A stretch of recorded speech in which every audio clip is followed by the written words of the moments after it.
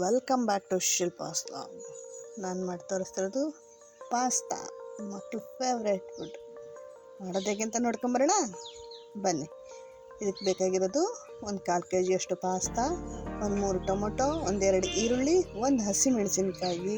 ಇದಿಷ್ಟನ್ನು ಹೆಚ್ಚಿಟ್ಕೊಂಡು ಬೆಳ್ಳುಳ್ಳಿನೂ ಸಣ್ಣದಾಗಿ ಹೆಚ್ಚಿಟ್ಕೊಳ್ಳಿ. ಕ್ಯಾರೆಟ್ ಬೀನ್ಸ್ನು ಉದ್ದುದ್ದಾಗಿ ಹೆಚ್ಚಿಟ್ಕೊಂಡಿದ್ದೀನಿ. ನಿಮಗೆ ಯಾವ ತರಕಾರಿ ಬೇಕಾದರೂ ಆ್ಯಡ್ ಮಾಡ್ಕೋಬೋದು.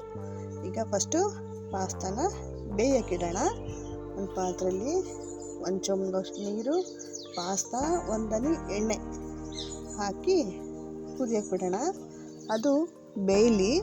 ಅಷ್ಟರೊಳಗೆ ಈ ಕಡೆ ಸೈಡಲ್ಲಿ ಒಗ್ಗರಣೆ ಮಾಡ್ಕೊಳ್ಳೋಣ. ಬಾಣಲಿಗೆ 1-2 ಸ್ಪೂನ್ ಎಣ್ಣೆ, ಸಾಸಿವೆ, ಜೀರಿಗೆ ಹಾಕೋಣ. ಚಿಟಪಟ ಅನ್ನಲಿ ಅದು. ಎಣ್ಣೆ ಕಾದ್ಮೇಲೆ ಅದಾದ ನಂತರ 1 ಕಡ್ಡಿ ಕರಿಬೇವು ಹಾಕೋಣ. ಅದು ಚಿಟಪಟ ಅಂತು. ಈಗ ಕಡ್ಡಿ ಕರಿಬೇವು ಹಾಕೋಣ. ಇದಾದಮೇಲೆ ಎಣ್ಣೆಲಿ ಫ್ರೈ ಆಗಿದೆ. ಇದಾದಮೇಲೆ ಸಣ್ಣದಾಗಿ ಹೆಚ್ಚಿಟ್ಕೊಂಡಿದ್ವಲ್ಲ ಬೆಳ್ಳುಳ್ಳಿ, ಅದನ್ನ ಹಾಕೊಳ್ಳೋಣ. ಅದು ಕ್ಲೀನಾಗಿ ಫ್ರೈ ಆಗಲಿ. ಎಣ್ಣೆಲಿ ಫ್ರೈ ಆಗಿದ್ದ ಬೆಳ್ಳುಳ್ಳಿ ಟೇಸ್ಟ್ ತುಂಬಾ ಚೆನ್ನಾಗಿರುತ್ತೆ. ಈಗ ಒಂದೇ ಒಂದು ಹಸಿಮೆಣಸಿನ್ಕಾಯಿ ಹೆಚ್ಚಿಟ್ಕೊಂಡಿದ್ವಲ್ಲ, ಖಾರ ಪುಡಿನೂ ಹಾಕ್ತೀವಿ, ಹಂಗಾಗಿ ಟೇಸ್ಟಿಗೋಸ್ಕರ ಅಷ್ಟೇ. ಅದು ಫ್ರೈ ಆಗಲಿ. ಹಸಿಮೆಣಸಿನ್ಕಾಯಿ ಹಾಕೋಣ.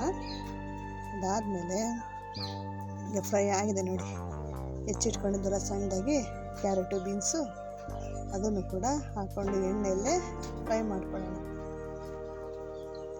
ನೀಟಾಗಿ. ಅದೀಗ ಆಗುತ್ತೆ. ನೀಟಾಗಿ ಒಂದು ಮಿಕ್ಸ್ ಕೊಡಿ. ಚೆನ್ನಾಗಿ ಫ್ರೈ ಆಗಬೇಕು. ನೀರು ಹಾಕೆಲ್ಲ ಬೇಯಿಸಲ್ಲ ಇದನ್ನೇನು, ಜಸ್ಟ್ ಒಗ್ಗರಣೆ ಅಷ್ಟೇ. ನೋಡಿ ಈಗ ಆಗಿದೆ. 1/4 ಟೀ ಸ್ಪೂನು ಅರಿಶಿನ. ಎಣ್ಣೆಯಲ್ಲೇ ಅರಿಶಿನ ಹಾಕೋದ್ರಿಂದ ಕಲರು ತುಂಬಾ ಚೆನ್ನಾಗಿ ಬರುತ್ತೆ. ನೀವು ಒಂದ್ಸಲ ಟ್ರೈ ಮಾಡಿ ನೋಡಿ. ಓಕೆ, ರುಚಿಗೆ ತಕ್ಕಷ್ಟು ಸ್ವಲ್ಪ ಉಪ್ಪು ಹಾಕಿದ್ದೀನಿ. ನೀಟಾಗಿ ಒಂದು ಮಿಕ್ಸ್ ಕೊಡೋಣ. ಇದೀಗ ಇದಕ್ಕೆ ಹೆಚ್ಚಿಟ್ಕೊಂಡಿದ್ವಲ್ಲ ಈರುಳ್ಳಿ, ಟೊಮೆಟೊ, ಮೊದಲು ಈರುಳ್ಳಿ ಹಾಕಿ ಸಾಫ್ಟ್ ಆಗೋ ರೀತಿಯಲ್ಲಿ ಸ್ವಲ್ಪ ಫ್ರೈ ಮಾಡಿ. ನೋಡಿ, ಕಲರ್ ಮಾತ್ರ ಪಾಸ್ತಾದು ಸಖತ್ತಾಗಿ ಕಾಣಿಸುತ್ತೆ. ಎಣ್ಣೆಯಲ್ಲೇ ಖಾರದ ಪುಡಿ ಮತ್ತು ಸ್ವಲ್ಪ ಅರಿಶಿನ ಹಾಕಿದ್ರೆ ತುಂಬಾ ಚೆನ್ನಾಗಿರುತ್ತೆ. ಈಗ ಸಣ್ಣದಾಗಿ ಹೆಚ್ಚಿಟ್ಕೊಂಡಿರೋ ಟೊಮೊಟೊ ಹಾಕಿ ಮಿಕ್ಸ್ ಮಾಡೋಣ. ಟೊಮೆಟೊ ನೀಟಾಗಿ ಸ್ಮ್ಯಾಶ್ ಆಗಬೇಕು. ಇದಕ್ಕೆ ಯಾವುದೇ ಥರದ ಸಾಸ್ಗಳನ್ನ ಹಾಕಲ್ಲ. ಸೋಯಾ ಸಾಸು ಇಲ್ಲ, ಟೊಮೊಟೊ ಸಾಸು ಇಲ್ಲ, ಚಿಲ್ಲಿ ಸಾಸು ಇಲ್ಲ. ಯಾವುದೇ ಥರದ ಸಾಸು ಇಲ್ದಂಗೆ ಹೆಲ್ತಿಯಾಗಿ ಮಕ್ಕಳಿಗೆ ಮಾಡಿಕೊಡ್ಬೋದು. ಚಿಂತೆನೇ ಇಲ್ಲ. ಕಣ್ಣು ಮುಚ್ಕೊಂಡು ಧೈರ್ಯವಾಗಿ ಕೊಡ್ಬೋದು. ಯಾವುದೇ ಥರದ ಕೆಮಿಕಲ್ ಹಾಕ್ತಲೇ ಇರೋದ್ರಿಂದ ಹೆಲ್ತಿಯಾಗಿರುತ್ತೆ.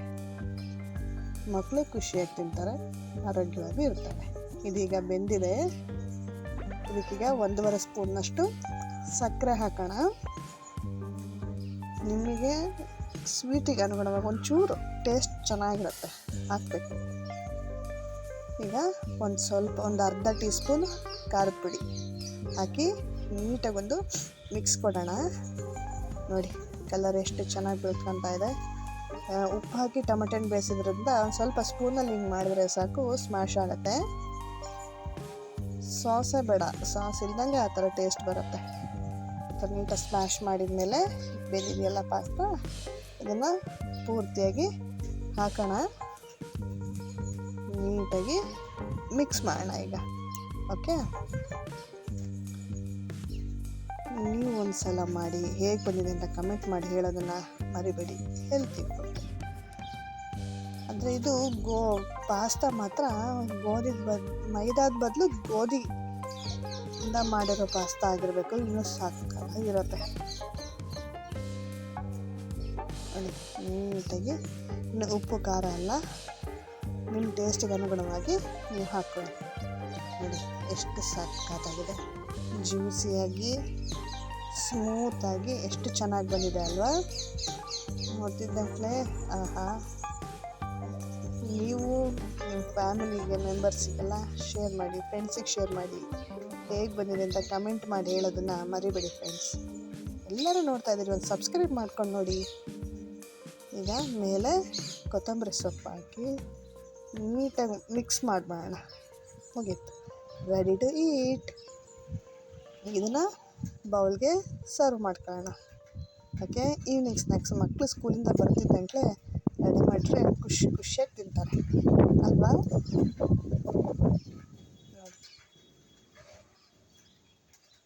ಯಾವುದೇ ಥರದ ಸಾಸ್ಗಳು, ರೆಡಿಮೇಡ್ ಸಾಸ್ಗಳು ಇಲ್ದಂಗೆ ಮಾಡಿರೋಂತಹ ಪಾಸ್ತಾ ಸೂಪರ್ ಫ್ಯಾಂಟಾಸ್ಟಿಕ್ ಅಲ್ವಾ? ಹೇಗೆ ಬಂದಿದೆ ಅಂತ ಕಮೆಂಟ್ ಮಾಡಿ ಹೇಳೋದನ್ನು ಮರಿಬೇಡಿ. ಓಕೆ, ಬಾಯ್.